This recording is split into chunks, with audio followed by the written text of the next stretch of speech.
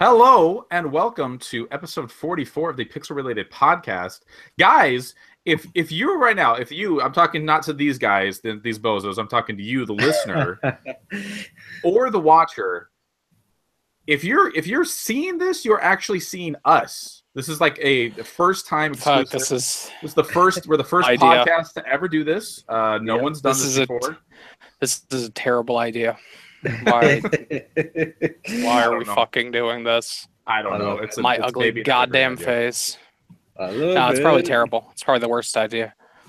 But I mean, you can buy a tripod on Amazon for $10, and my phone camera works okay. So I mean, it's probably better than my crappy laptop camera. So it's all good. Yeah, it's all good. So hey, anyway, we're trying this new thing. We're trying this actually us doing this thing. We all have cameras anyways, so why not? We already stream it live on YouTube as it is, that we can turn it into actual audio podcast form. And hey, we'll see how that goes. I'm your host. I'm Kyle. Joining me this week, as always, we have Adam. Before we start this week's episode, I've just got some big news to share. Something that is going to shake the foundations of the Pixel Related Podcast. So a number of years ago, before I was at Pixel Related, I was in college, and I met a girl there, and we had sex, and as it turned out, she got pregnant. And I didn't know about that until just now. I just found out, and I've decided that I have to reveal my child, a member of the Pixel Related Podcast, Gus. Yay! I knew it. I always knew it's the only one that it's the only one that works for that joke, mostly because both me and Kyle are white, so the joke doesn't work.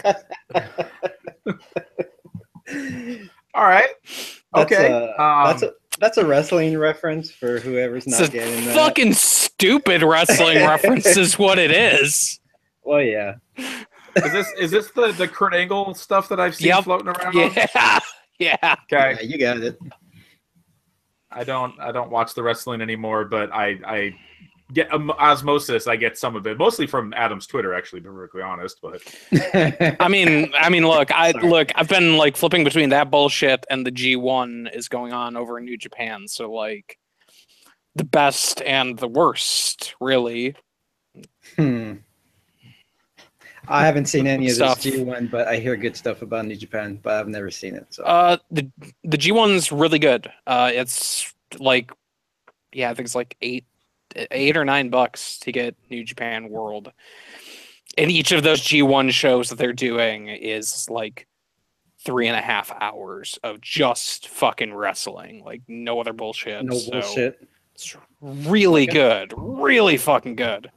That's what I hear. Well, I mean, sometimes the bullshit is interesting, but sometimes. Yeah, but not Kurt Angle has an illegitimate black son. Like that's not the level we're dealing with at this point, is the thing. Yeah.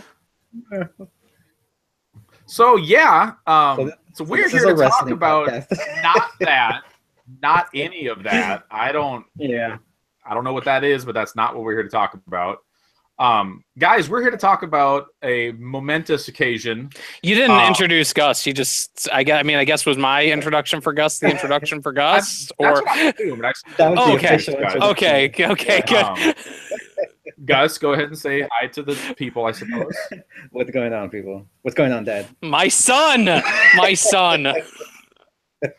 All right.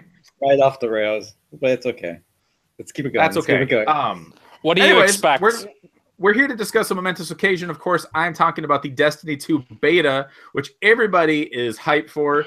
Obviously, the Destiny 1 beta sold me 100% on the game. Well, maybe it was technically the alpha, or maybe it was just the fact that it was Bungie. I'm not sure. Either way, really excited for the Destiny 2 beta. Lots of people are. Obviously, we're all big fans of Destiny, or 2/3 of us are really big fans of Destiny. We'll leave it at that. Yeah. Yep. Adam is a casual observer of Destiny. I only played a day. I only played a bit more than a day's worth of Destiny. I'm a casual on it, I guess. Filthy casual. Filthy. Now we all got a chance yesterday. I don't know how much or if you streamed at all, but we got in and we played some Destiny 2 beta. The three of us. We did the strike together. Of course, to do the strike, you had to do the story mission before that. We played some PvP. There's a new mode in there called Countdown. But let's start it off here. At the top, the very first thing that you have to do is you have to go through the Homecoming mission, which is supposedly the first story mission in the game, which it's the way it plays out certainly seems like it would be the first story mission of the game. So Gus, what did you think about, I mean, we've seen this a lot because they've done various streams and they've had events. This was at their Destiny reveal event. This was at E3. I mean, I've seen a lot of video of this story mission up to this point, but what did you think about actually getting your hands on it and trying it out? I liked it. I thought it was super fun. I actually stayed away from a lot of the footage that they were showing before. So a lot of this was like new to me. I knew like the basic concept about who the main antagonist was going to be, this Gaul guy or whatever he's called, the Red Legion. But so far, I mean, I thought it was a really fun opening mission. I like the way they incorporated those characters from the first game. There's one part where you're kind of holding off like waves of enemies with Zavala, and then you kind of realize that the world is open to like other players playing the same mission, and they're kind of helping you out. So I thought that was really cool how they showed that off in the beta. Yeah, supposedly you could just hang out in that area and just help people as they come along and mess around and do supers and stuff like that. Like you could just hang out there long after. Like it's actually weird because essentially it's an instance of where other people can join you, but you can be at a different sequence in the story mission than they are, which is kind of interesting, kind of weird. Like I noticed as I went through and I played it a second time with the Hunter last night. Oh, okay. And I noticed as I finished my version of it and I was leaving, like someone was just showing up, which means like they're on wave 0 of 3 because you have to hold off 3 waves of enemies. So it's like, oh, like this is just kind of a thing that just kind of continues and keeps going. Like it's not like, hey, we're all doing this the same together. Like they're kind of overlapping on each other. And if that's something they can kind of build out into different parts and different types of the game, that's actually really cool. Would that sequence break stuff though? Like it seems like if you're just sitting there and it's like, hey, you're done with this quest, doors open now, like does that like sequence break it, or does it cause like any issues, or could you literally just sit there and shoot? Is that I mean but people are talking about on Reddit that basically if you want to just kind of hang out and recharge your supers and mess around with the different supers, because each character you get access to 2 different supers in this beta. So it's a way like, hey, Zavala's making orbs, you can kind of go recharge your super fairly fast and kind of mess around and kind of just experiment there. Because once you beat that mission, you can't go back to that mission without making a new character, which obviously you can do. It's a beta. Who cares about erasing and making a new character, or whatever. Yeah. But I mean, I don't know if it's necessarily sequence breaking. It's basically just delaying moving on further into the mission. Well, I mean, for like other players, as you said, you had somebody come in behind you. Yeah, so that the way that I interpret it is that. But if that guy, if that guy was at wave 0 and you had just finished off that sequence, like what would have happened there is what I'm wondering. Basically, I just think it means that the waves just keep coming, and Zavala just keeps popping his bubble and doing stuff, and that just happens for infinity. Until you move on, essentially. So, like in my version of the game, once you complete it, the door's probably open for me to proceed. But in random, players, it's not open, and he has to complete just 3 waves before the door opens. So it's like that's a cool like overlapping thing that if they build that out into other types of the just the patrol or other story missions or whatever, that has potential for cool possibilities. I mean that's sort of what they did with just when you're out in the overworld of just people popping in, and then they kind of Yeah. as they get into different instances and stuff like that. So Yeah, it was I cool mean, though to actually like see yeah. it in a mission. I thought that was kind of Yeah. cool. I gotta assume though, like at a certain point, it's like you're not gonna see anybody because just everybody's done these missions before. They're Well, just gonna, you know. Well, maybe I mean, 'cause like on day one, like I'm sure you will, but I wonder like if are they all gonna be like in the shared environment? Are they gonna be in like the instanced areas like they had with the original, where it's like, oh, you're in this general area, and then you walk behind this door, and then that instigates the instance. I mean, that's probably how it's going to be at some point. Yeah. Although I do have to say, so you guys know that I went back and I played through a good portion of Destiny. Like I completed the main story mode of the original, just kind of see what it was. And even at like random person just doing this during the summer, and I loaded up for the queue from the first strike at level 10 or 9 or whatever you are. I found other people that were level 9 to join my thing, and I was shocked. I was like, how is anybody doing the same dumb thing that I'm doing of playing through this game together at this point? Mm-hmm. But I found 2 other people to play through that strike for me. So I think it's sometimes just like the actual amount of people that are playing these games, when you only need like 1 or 2 people to kind of create an experience, maybe not that hard to actually get. And also, I know Bungie likes to do that thing where they have like not quests, but like daily story missions where they'll bump up the level difficulty. Yeah. So I'm sure people are going to be like replaying old levels just to get whatever type of loot or whatever they're going to give for just doing it for that day. So that might be a way of keeping people going back in and stuff. So I'm sure it'll work out. Hopefully. Yeah. Now, if you hadn't watched like any videos or something like that, basically the idea of it is that the tower's being attacked, so you kind of go through and you repel the attack. Something that it shouldn't be shocking considering every other game out there does it, but the fact that there are actual NPCs in this world, like you actually physically run into Cayde shooting people, you run into Ikora, you see Zavala, Shaxx is there, like the characters who are basically just standing around not doing anything in Destiny 1, they're just in the tower, are actually in there doing stuff, interacting with them. There are other random just like robots and dead bodies and stuff. Like the world just is alive in a way that it's not in Destiny 1. And that's a good sign for Bungie kind of figuring out what this game needs to be, how to maybe tell a more proper story, a little bit better cinematic feel. It really seems like they're going to focus on those three characters, Cayde, Zavala, and Ikora, as like the crux of the entire story is tracking down these guys. They get scattered because of the attack on the tower, and then you have to track them down, help them get their light back, I'm sure. But then after you go through all the tower sections, then you get transported through Amanda Holiday, then another character coming back from Destiny 1, up to the control ship where Ghaul is, and you try to disable his ship. Of course, that ends up pretty badly for you. Yeah, and that's where the story leaves you there, which is kind of infuriating because I would love to. I mean, obviously we're not that far away; we're like a month and a half from seeing it, but like it is like a super angry. Like they takes your light, he kicks you off into basically to die. You fall down to earth, like your ghost is dead. Yeah. It's rough. It's a rough little thing to see.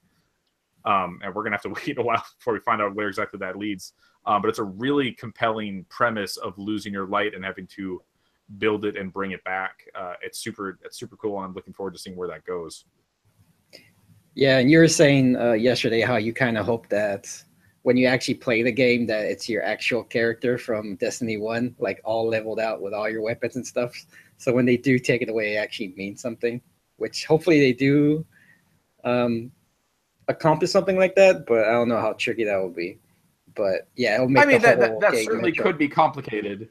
Yeah. Because that's one of the things I mentioned is that you open up this story mission and you have these, like, this is just a beta, so maybe it's not how the game will actually be, but it's like you have these abilities and this staff and this shield and the like stuff that just isn't in Destiny 1. And so the idea of like you have the stuff at the beginning of Destiny 2, there's a little bit of a disconnect there. So it would be really cool if you do import your character, that it basically just snapshots what your character was. Like, this is the class he has, like, this is your weapons. Like, yeah, you got Gjallarhorn and you got your Fatebringer or whatever. Like, you got your stuff, and then as you die, you lose all that stuff. And so not only is there like a in-game like story version for why you don't have your stuff, but you actually get to like experience like, I have this stuff, oh now this stuff is actually gone.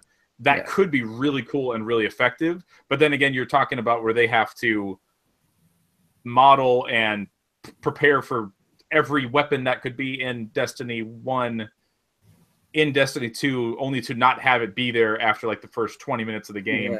So that might be a little impractical. But it would especially when they said like, we're not gonna your original Destiny stuff brought over. I would be fucking infuriated if they just brought it back just for this intro cutscene. In fact, I would fucking hate that. I would.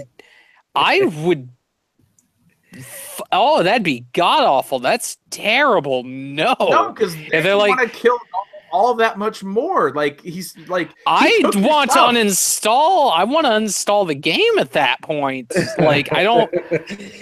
I want to kill Bungie. That's what I want. You know, I want that company just as a whole to go under. If that's the case, no. Hide behind technical reasons. Say we can't do it. It's not possible. Impossible. Yeah, can't happen. Yeah, I feel you, but it would be. I don't know. It would make the moment better, I guess, in my in my view. Like they're actually taking something away from me. But I see your point. Yeah, it's like we can't do it, and then they.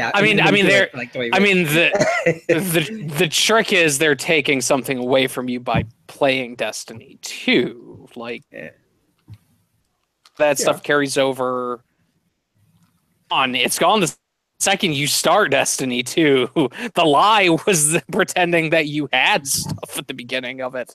I know that they said there's like your character's appearance, it sounds like. Just their base appearance is going to transfer over, but if you want to, yeah. I don't think anything else, which No, and that's the point of it being. I've always compared it to Mass Effect and Mass Effect 2, where basically Mass Effect 2 they killed you. Like Shepard is dead. And then that explains why he comes back, why he doesn't have a connection to a bunch of the other characters from the first one. Even like, oh yeah, can have different abilities. It could even be a different class. And hell, I think you could even, during the opening cutscene, I think you could even change what he looks like even if you import your character.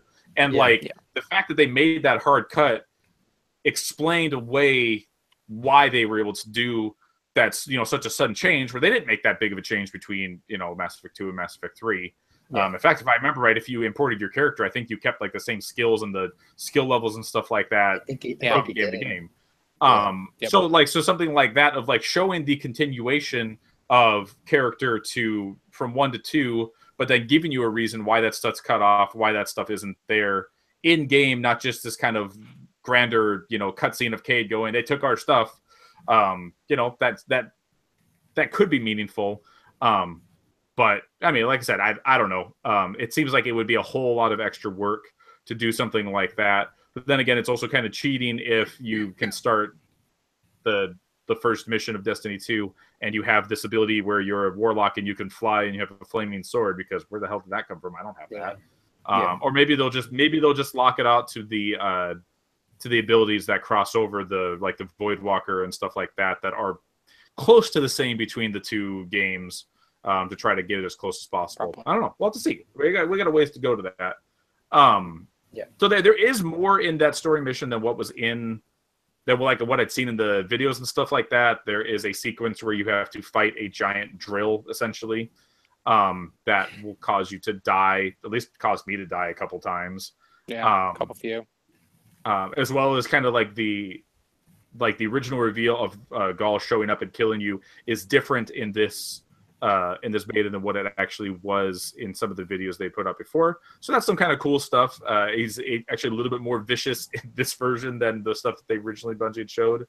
But overall, I think it's a really effective story mission. Like I said, it's showing that they're doing different things, that they're doing different cinematic things than they had before, and I think it has the potential to be really effective.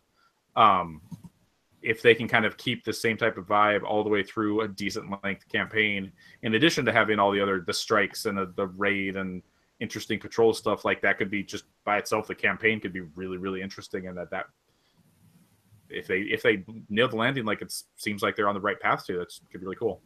Yeah, I definitely wanted to keep playing. It got me to that point where I was like, and I want to keep going, but it's like that's it. Well, you don't I'm know super curious. What you don't know is that was actually just the first half of the game. Like that's technically they have the title card show up halfway through the game, and that's it's it. one of like those games. Okay. yeah, keeping with the line of Destiny betas, like you get a very large chunk of the game in the beta. That was the second mission. Is just you get your light back and you kill Gaul. That's it. Game over. Yeah. Really? Okay. And it's cool. over. All right. Cool. And it's like really weirdly simple because like you just hit the reset button on the ghost and then it's like, oh, okay, no big deal. We're good. Let's go. And it's just and then after that, just end game stuff. Yep. The real Destiny. real Destiny. It's all right. You're level 40. You just go get your light. It's fine. We're done. You go from level 1 to level 40 really fast. I'm really interested to see what they do with that idea of losing your light and dying, and how they bring that around. How you get your light back. Yeah. How you help the other guardians get their light back, and what the idea. It's probably what they'll just explore in the raid, but the idea of having this awesome enemy have the light, because that's the idea. It's not that he just like sucked the light out of you, but he took the light. He has the light. So like, are we going to end up with some type of raid boss that literally can respawn, so that we have to figure out a way to like do some complicated thing to take the light from him so he stops from respawning? Like there's things in there in the dumb, weird Destiny lore that could be super interesting if they go there. And I'm really interested to see what that actually looks like. How many missions do they have you go without having your light? Like, is it a couple missions? Do you get it back right away? Like, what does that actually look like? I don't know. How do you get your light back? I don't know. Yeah, it's all really interesting stuff. Just lore-wise, that the original Destiny doesn't really have anything like that. Having recently just replayed it, it's not a lot of that in there. It's kind of just, hey, there's these things, go kill these things. Yeah. There's more things, go kill these other things. But yeah, Adam, you brought up an interesting point about how much content was in that original Destiny beta. Basically, as far as story missions go, it had almost everything from Earth. You had one strike, and then there was one or two missions on the moon. This is very much a contrast from that, at least we hope, because it is one story mission, and that is it. There is no patrol. You can't go around any of the areas to explore like you could in the original beta. There is the strike, which is the inverted spire. Same thing, something that had been out there that if you go searching, you can find video footage and stuff for it that's been played at E3, been played at the Destiny reveal event. We played that together. Yes, we did. It's fucking good. It's really good. Fucking good. Like, it's really fun. I didn't like a lot of the strikes from the first Destiny. Like, I liked them, but they weren't that complex. They're like, okay, go to point A, just press square to have your ghost to go out. He's going to do some stuff. You're going to get attacked. Then go into another area, do the same thing, rinse, repeat. Yeah. This, like, it's got, like, I would almost compare some of the shit to, like, stuff, like, very light level of, like, okay, in order to survive this, you have to, like, go over here, but don't jump until, like, the last possible second. Otherwise, you're fucking dead. Either from falling to your death or from splatting into a goddamn wall. One of the fucking funniest things that I think I've ever seen in a game is just my guardian just dead, just right into a wall. We got footage of that Gus posted to the YouTube page, and it's incredible. Like, it's goddamn incredible. Yeah. And, well, not only that it happened the one time, but it happened over and over again. Repeatedly. Until we figured out how to not die. It's really good. Because we cannot learn our lessons. It was freaking fun. That whole part was like, it was very like raid light, like trying to figure out how to do little things correctly. It was really good. I mean, I'm not a fan of the whole platforming thing in the raids, But I appreciate that they're adding some of that stuff. But it seems like they're going to be adding a lot of that stuff over into the strikes because, I mean, that's what it should be. If you're in the same world, why wouldn't you have platforming and stuff that you see in the raid? Why wouldn't you see that in the strike? Because it's basically just like a mini version, a mini slice of a raid. So that totally makes sense. I mean, Destiny 2 started to do that eventually with some of the later strikes where they kind of added some more raid-ish elements to it. Like there's the one where you have to grab the orb and move it to the other side of the room, and that opens up the box. Like they did things like that. I think that might be actually. I think that's the PlayStation exclusive strike. That's the I was about to say that. Xbox, you might not know what I'm talking about. But they started doing things like that. Adam, you made a good point while we were playing, where you were saying you can tell, or at least it seems like you can tell the cutoff of having this not on last gen consoles is pretty apparent. The environments are significantly bigger. The game looks, I mean, it's not like a huge difference in graphical upgrade, but there's definitely cool little effects, lighting, rain, stuff like that. Milk waterfalls, milk waterfalls. That was a little weird. But like the environments you go to are huge, and actually that right when it drops you into that the strike, that is essentially one of the patrol areas, or a section of one of the patrol areas that you can explore, kind of like in a lot of the strikes in Destiny 1. And people are saying like you can go run around. There's a public event that you can run into, something about killing minotaurs. Like there's stuff that you can kind of go in and explore. I was wondering about that. Yeah, I was wondering if that stuff was actually available. Yeah, because we ran into, like, we dropped into that spire, the strike, and we just started killing guys, and we're like, they sure seem to just be respawning a whole lot here. And it took us a while to realize we actually were supposed to be moving on, that this was just kind of an open world thing that was happening, not actually the strike. Yeah. And then once you get into the strike is involved, like not super complex as far as like mechanics and whatnot, but there's platforming. The boss has three tiers to it, so as you take off a certain amount of health, it's actually got 4 tiers if you really think, like 3 different areas, but then like 4 different forms with like different attack patterns for each of them. But like the journey to get to the boss was like, it felt like a journey. Like it was, you're going through these big open areas, through these firefights, you're fighting some Cabal, you're fighting some Vex. I think at a point we were fighting Fallen at the very beginning, I want to say. They were not the guys we were supposed to be fighting. That was the group we were going the wrong way. I feel like we were also fighting like wildlife too. Like there was like attack dogs. Yeah, those beasts. Yeah, there's a lot of those beasts. Like I redid that strike today. There's a lot of those fuckers in that area. Like they will swarm, and if you're not like keeping on top with your team, like we were, they will overrun you very quickly. So there's like a lot more complex strategies you have to involve yourself with these strikes. Like it does feel like it's a very different kind of strike, which is really good. Like this is the stuff that I really wanted from the strikes in Destiny 1. You could definitely feel with Destiny 1 like it was, we got this Xbox 360 and we've got this PS3 version, so we can't make them super complex. And they cut that off. They didn't do anything for Rise of Iron, right? Like they put out Taken King, but I don't think they put out Rise of Iron is where it cut, I think. I think so too. As far as 360 and PS3. Of it there. Like you could see the start of like them being like, okay, we're gonna start adding some more complex stuff in. But like here, it's night and day. Like the boss encounter was really, it had a lot of different ways that you had to try to attack it. Like I redid that strategy today, and it was very clear that like all the 2 other randos that I got put with, they had also done it. So like it was very clear, like once you know it, you know it. Like there wasn't a lot of, we didn't have like we had 1 team wipe, and that was it. and it took 20 minutes.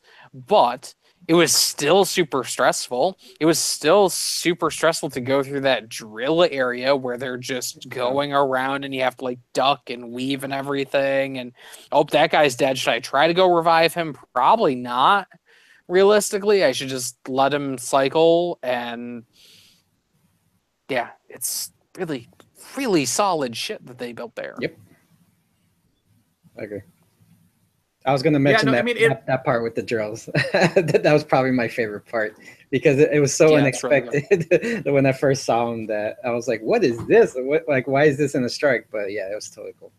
I liked it. Yeah, it's a super cool, and it's the type of thing, like that area is this huge open with these giant drills coming at you. It just doesn't seem like that would be able to happen on the 360 and the PS3, at least not with the kind of the clarity and the, dropping frames and stuff like that, which I feel like, I think people talked about that with the Axis strike, about like that not running great even still, like with that like losing frames and stuff like that, kind of because it was still hampered with the old engine that they kind of were able to, obviously they're able to move past and design 100% solely for the new consoles. So I mean, that's the strike. Like I said, the strike is really cool. I was especially impressed with the boss just because, like you guys were saying, it has 3 different arenas. So you kind of start off with one arena, and then the floor drops out. You fall to another one, floor drops out, and you fall to another gun. And then while you're in that 4th arena, he kind of switches up his attack pattern midway through. Like at beginning, he's kind of running around the outside of this kind of circular arena.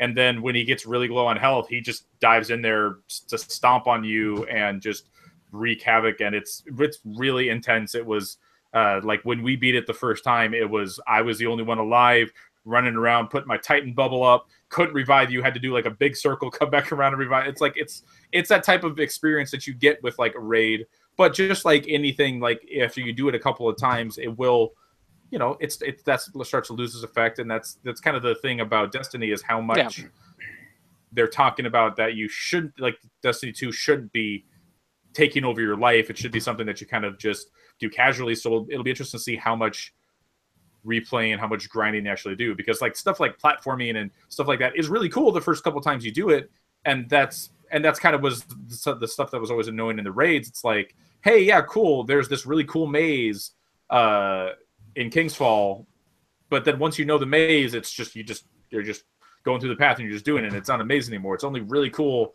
like the first time, maybe the first couple of times you do it, and then after that, it's just old hat. It's the same with the platforming. Like, oh, maybe it's challenging platforming, but it's only interesting up until the point you do it. Like the big ride in the ship is cool, but eventually it's like, I just want to be done with this. Like, let's move on. Like, it's like I know how to do this. Yeah.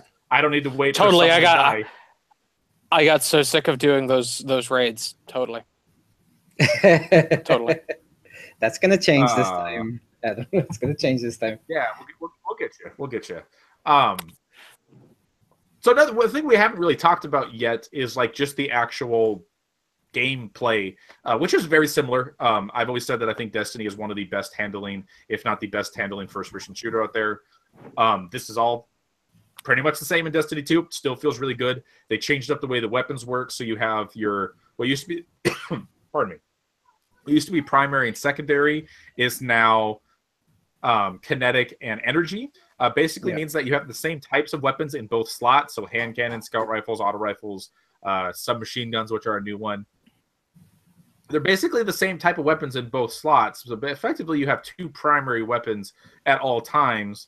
And then you have the power weapon, which is rocket launchers and machine gun, but they also put shotguns, sniper rifles, there's a grenade launcher. Like, they've added other types of things, fusion rifles. They all kind of encompass that one category. I don't remember who it was Deej or Cosmo. Someone was out there today saying that they've been hearing how bad the drops have been for ammo for power weapons, and that's something that they're actively looking into for either they'll adjust in the beta, or maybe they'll just fix when the actual game comes out. It definitely got to the point where I feel like I wasn't really using those weapons because I just wasn't getting ammo for them. Like maybe you got like 1 or 2 drops throughout the entirety of a 45-minute strike. The first time we played it, like, it could have been, definitely could be better. I like what they're Well, doing. we with were that. like we were scrambling to get them when they would pop off. Like we're like, okay, no, I see one, I have to go, but then the floor would drop out, and then they're off in the fucking ether at that point. Yeah. Yeah. Like for sure, they need to fix that. Well, and the thing that was kind of disappointing to me is like if they're going to do that and if they're going to fold snipers and shotguns and stuff into power weapons, I feel like they needed to make them stronger. And they didn't feel substantially stronger to me than they were in Destiny 1, which is fine. I'm okay with that if the ammo is more prevalent. But if it's not, then what's the point? Like, I should just go for a rocket launcher that's effectively a one-hit kill on a lot of things.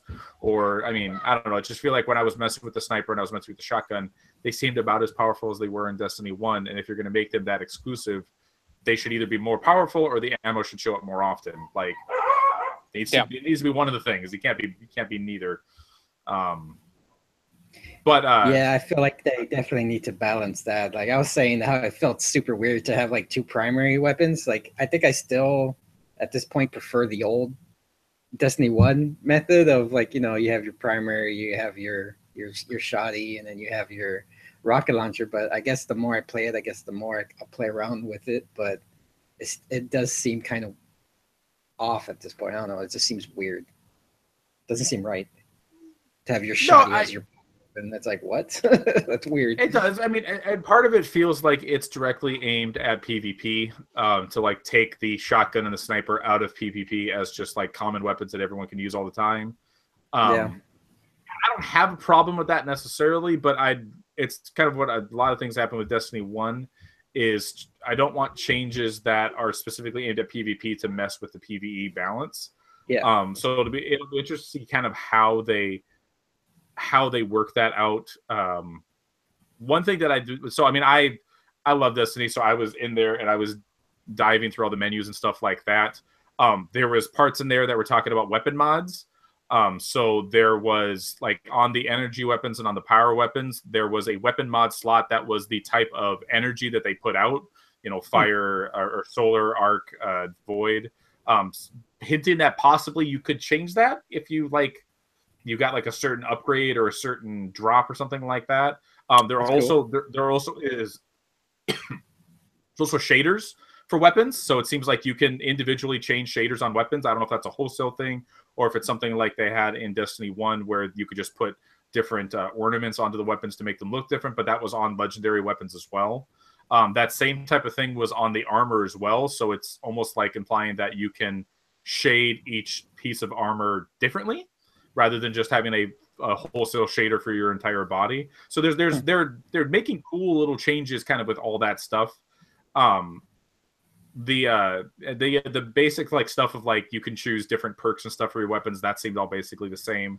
And one thing that was kind of interesting is that on the armor, they got rid of the intellect and the discipline. Like it's now the armor is directly correlated to your resilience, your recovery, and your speed. So those are things that usually were part of your attributes for your actual character class. Now it seems like they're directly connected to your armor you're wearing. And so different ways you spec out in different armor will give you different types of survivability or speed or whatever it is. As well as like the armor that you got, like all seem to be like the same type of class. So like the Titan, it was called like survival armor or something like that. And it was a thing that actually said on the armor, this is survival armor, implying that there could potentially be different sets of armors to kind of tell you whether this is a piece of armor that's dedicated towards giving you just more actual, you know, health, or this is to give you better speed, like to just be visually see that. So like there's cool little things in there that once we get the actual game and start getting armor drops and stuff like that, it'll be interesting to see what that actually means when everything's said and done. But they're making small little changes that could have big effects. It was a little disappointing that they got rid of the intellect and discipline thing, because basically it seems like the powers and like their reload times, recharge times are set them, I guess, from everything I could see, which is a little disappointing, because it was always nice to kind of spec your character based on like, do you want to have your super power up faster? Do you want to have your grenades power up faster? Like, doesn't seem like there's any control over that, at least is what we're shown in the beta. So that's a little disappointing. I know, Gus, you were kind of complaining about how fast it seemed like your your powers were recharging while we were playing. Yeah, I was using my Destiny 1 loadout where my grenade would respawn like every like 30 seconds or something because I had it like maxed out all the way. So coming over and playing the beta, it seemed like forever. And I was so used to not even looking to see if it was ready in Destiny 1. Like I just knew it was ready, so I'd pop it. And I'm trying to play PvP and I'm spamming grenade. I'm like, oh Jesus, it's not even up yet. It just totally like messed with my rhythm. But I mean, hopefully there's something that will affect it because it's just, for me personally, it just seems like it's just charging way too slow. So I guess we'll see. Yeah. People seem to be commenting that it was going slower in PvP than it was in PvE as well. So like I said, I don't know if that's one of the things, if they are really focused on making PvP this like competitive, almost esports type of thing. And they've changed. I mean, obviously the big change they did is everything is 4v4. We played a couple matches of Control 4v4, and I thought that felt really nice. Kind of the 4v4 kind of gave you a better. It's less chaotic, more like you can kind of get a grasp of where enemies are. The maps are smaller, so you kind of know what's going on, especially if you're in a group and you're communicating with people like we were. It's to be like, oh yeah, there's two guys at B. Well, it's like if there's two guys at B, there's probably no one on A, or you can kind of make a little bit better decisions, as well as they're giving you a bunch of information at the top of the screen about who's dead, where they are in their supers, which I didn't quite get what all it was trying to tell me, but I know it's there. Once you kind of play it more, I'm sure we'll get exactly what they're telling me. As far as I didn't get like how to tell whether their super was charged or whether they were using their super. I need to play it a little bit more to kind of tell that. I think it's how it's highlighted and how it's showed up on there. But it's really cool. The other mode we played was Countdown, which is like a search and destroy, like attackers versus defenders, and then you flip sides. Best out of, was it first to 5 or something like that? Something. It seems like it's going forever. Yeah. We didn't like that one as much. No, not a fan. It seemed. No. I mean, it's good that they seem to be trying to take different ideas for the multiplayer, because the first one, I mean, I liked it, even though it was chaotic with it was what, 6-on-6, right? Or 8 on, it was 6-on-6, right? No, it was 6-on-6, yeah. Yeah, like it was kind of chaotic, but you got used to it. But the game types, especially at the beginning, it was basically just like team versus team or control. And slowly they started adding in those other modes. So, I mean, the control is like a good idea in theory, and I guess we'll see how it goes, but it just didn't seem to work for Destiny. No. And I don't know if that has to just do that it's new to me or what, but it just, I don't know. There's something about it just didn't seem to click for me. It's kind of reminded me of Trials, which I don't really like Trials. I've dabbled with it a little bit. And it's that same type of thing. Like, it's super hardcore. It's not really what I'm looking for in my Destiny. Esports. Yeah, very esports focused. I mean, it's got rounds. So I mean, yeah, it's basically Counter-Strike but with rounds. Yeah, which is that's what in Call of Duty. That's what Search and Destroy is basically. It's a carbon copy of that, because Call of Duty has the same type of thing where it's like you are on offense, then you go to defense, and then I think Call of Duty only goes to 3, but it's like same basic idea.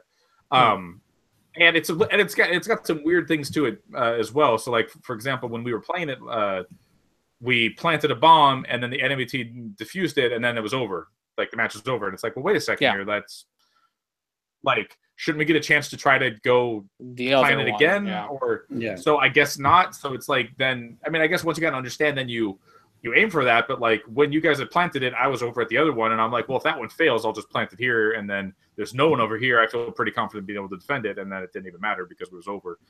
Just like weird little things like that.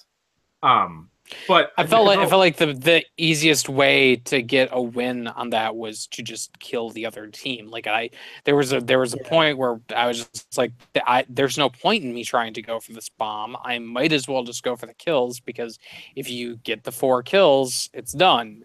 That's significantly easier than, hey, I went over to this point and I defended it and yada yada yada.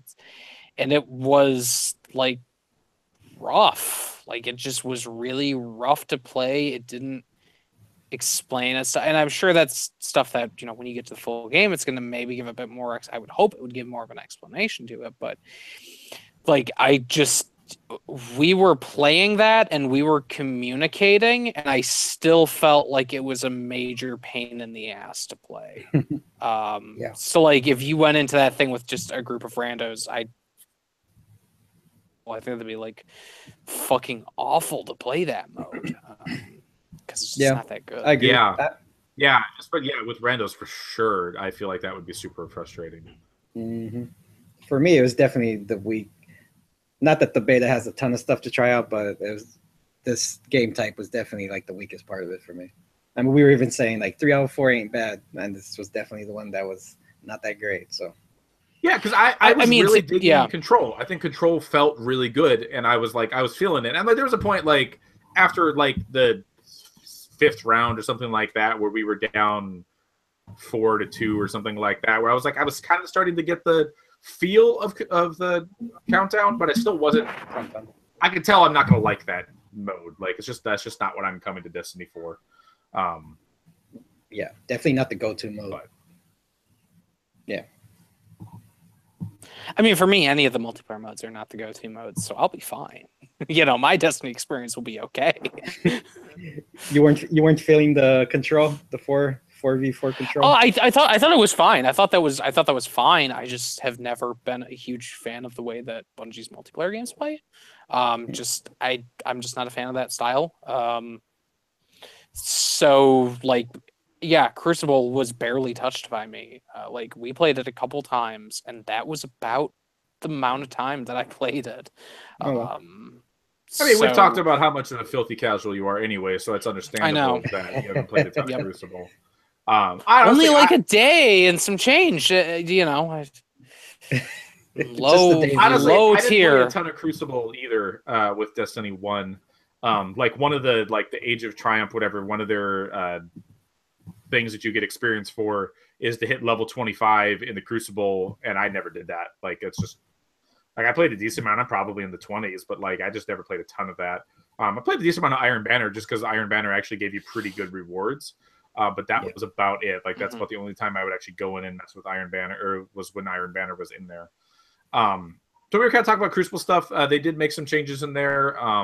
So like I said, so shotguns and stuff like that just don't exist. Essentially, or if they do, you have to wait until you get power ammo.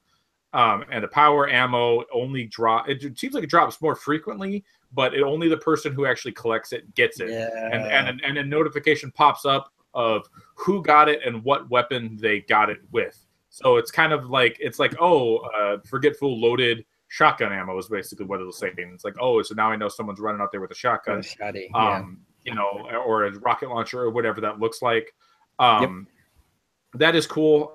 The control mode, it started off with the teams already have the node closest to them, A and B, so you don't need to waste time sitting there, everyone getting the first one and then moving on to the second one.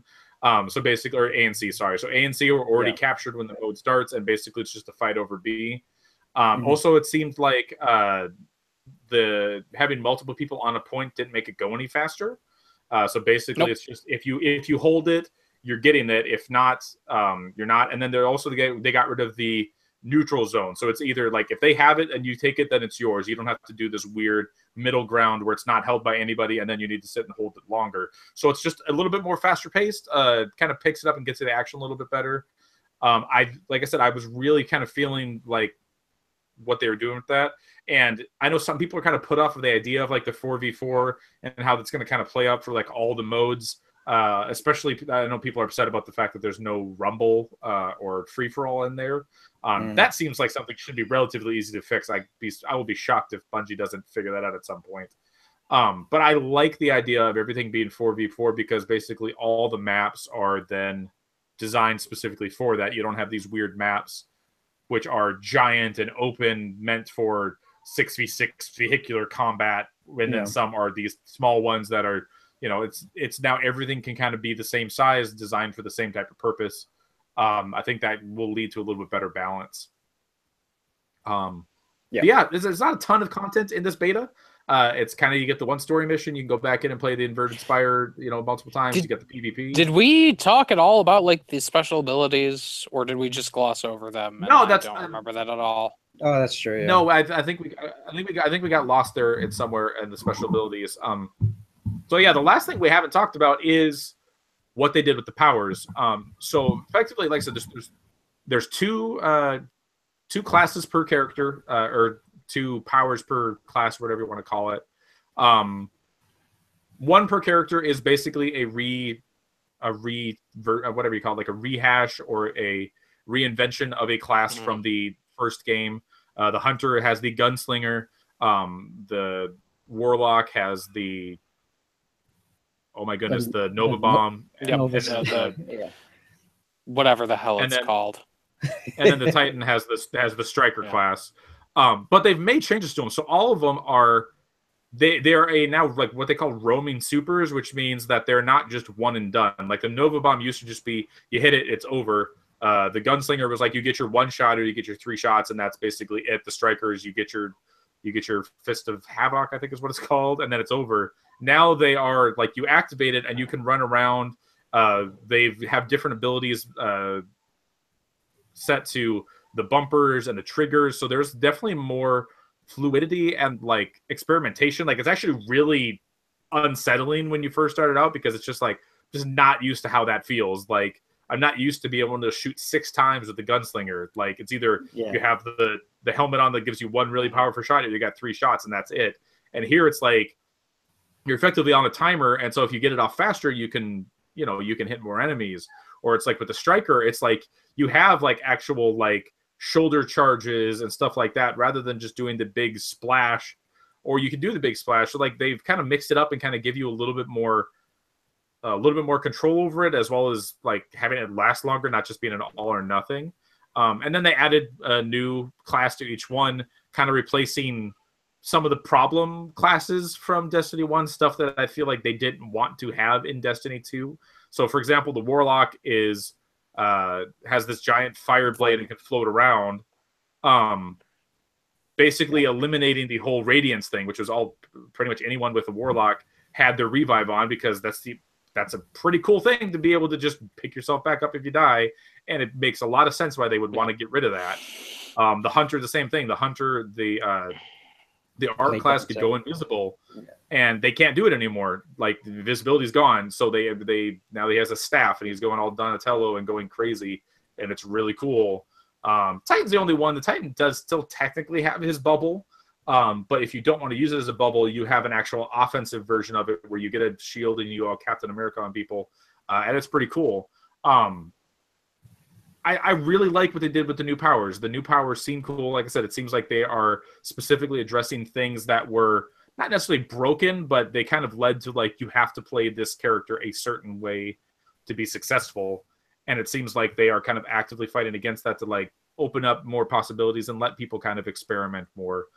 Like I don't remember the last time that I was a Warlock and I didn't have Radiance. Like that's all you did. Like lightning hands are cool and they are really powerful, but if you're going in and doing something serious, if you're going in and doing a raid, or you're going in and doing like high level stuff, like you need, if you're doing trials, for example, you need to be able to bring yourself back from the dead, because that is an unparalleled ability. As well as they just all feel cool. Like I said, they all have the thing where they have different attacks mapped to the different buttons. I guess except for the gunslinger. The gunslinger still just shoots people. Shoots people, but 6 shots. Like other people, like you could do other things rather than just like your one big thing. So kind of give you a little bit more flexibility, and even when you do use your super, how you actually use your super. Like the Titan with the shield has a shield throw that you could do 1 shield throw, and after that it's kind of like when you had the relic in the first raid, you can kind of do a splash damage, you could do quick little slams. Like it's cool little stuff. I really like what they're doing with the supers. I'm really curious if they're going to launch with a 3rd super for each character and they're just holding that super close to the chest, or if that's something they're holding for DLC, or what exactly they're doing there. I feel like they need to, even if they bring back for the Hunter, even if they bring back like the Night Stalker, which was the Void quiver, I feel like they need to have at least 3. Because I mean, like alternating is cool and all, but after a while, just having these 2 again, after having access to 3 in the first one, it's gonna get kind of boring after a while. So So I feel like they should, Yeah, or they will. I would hope Destiny so. I 2.0. I mean that sure. Hope- I mean they've Hopefully already it's not. laid out this. They've laid out a similar path for Destiny 2 like they did with Destiny 1, which is they're talking about the first year of content, which is 2 big DLC drops and then smaller stuff in between for free, which was basically, I mean, they didn't have the little stuff in between for free, but they are definitely going to be doing that for Destiny 2. I think they learned their lesson from Destiny 1. But it is going to be the same type of thing. We're going to get big content drops. The first one is supposed to be December, I want to say. Cool. Like it's pretty soon, and then the second one I want to say is March or April. So not even necessarily the first year. Like that's just the first like 8 months or so, 6 months or so of Destiny 2 being out. Yeah. So I would hope that they would give us all three powers, and I would hope that they would remix or change up those classes. As cool. I mean, they are. I really like the 3 new classes that they added, and even if they just kind of mix them up a little bit and put them back in there, that would be perfectly fine. But hey, it's Destiny 2. I would love to see new stuff, and I would love them to just take everything away and make it all new. Yeah. But I mean, hey, if nothing else, because they had the focus on the 3 Guardians of Cayde, Zavala and Ikora, they each had their thing that they did, so they kind of had to keep those the same. Like, Zavala doesn't have his big bubble, and you don't have bubble in Destiny 2, like, you're going to have a problem there. Like, he's got to have a bubble in there. You know, Cayde, like, all we've ever seen Cayde do is his gunslinger, so they obviously got to have gunslinger in there, or I guess they would have just changed the character when he gets his light back. But do you guys have anything else to say about the Destiny 2 beta? Nah. No, not really. I mean, it's not that much stuff, but what's there is pretty fun, I gotta say. I mean, it's dumb because it's like, how much of a beta is this actually? Like, when we were playing it, it felt pretty solid. Not a ton of bugs or anything like that. Like a couple weird things here and there. But in general, it feels more like kind of like an extended demo, which is kind of what betas have become. Yeah. They are going to. I didn't actually look up the exact details of it. I'm just going off of memory, but they are opening up the social space, the farm, I believe on Sunday for like a short period of time, like a couple of hours. Which is that the last day of the beta? Then at that point, it must be. I think believe so. Yeah, I believe So if you're around, you can kind of go down there, explore what the new social space is going to look like. You can play some soccer in their soccer field, which is one of the. I guess they saw people kicking around that purple ball in the tower and figured that must be something people want to do. Hopefully we will have less instances of sitting around being bored, waiting for people to join in or finish their activity or whatever. You know, like attack the problem, not the symptom. But hey, whatever. But yeah, I mean, if nothing else, it gave you a little taste. And it's got me certainly hyped for Destiny 2. But to be perfectly honest, I probably didn't need to play a beta to get me hyped for Destiny 2. If nothing else, it kind of just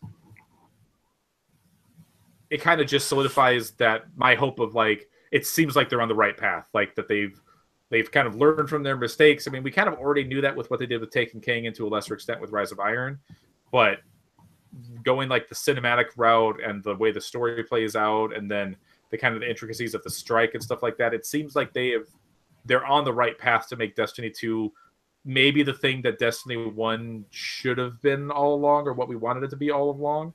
But hey, we'll have to see. Yeah. Sure. So yeah, that's it. That's all we're going to talk about today.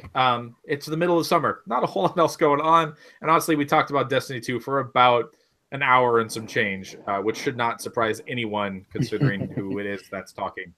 Because I love me some Destiny. So yeah, as always, you can find us on our website. It's pixelrelated.net.